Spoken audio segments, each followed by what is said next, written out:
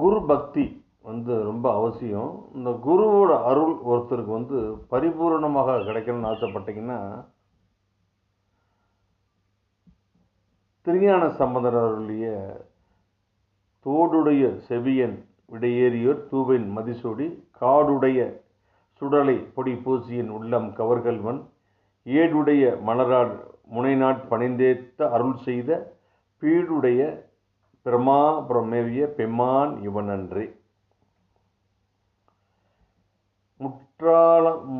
முற்றலாமை இல்ல நாகமூடு ஏன முளை கொம்பவை பூண்டு வற்றலோடு கலனாப்படி தேர்ந்து எனது உள்ளம் கவர்கள்வன் கற்றல் கேட்டல் உடையார் பெரியார் கடல் கையால் தொழுதேத்த பெற்றம் முருந்த பிரம்மாவரம் மேவிய பெம்மான் இவனன்றே. இதை தொடர்ந்து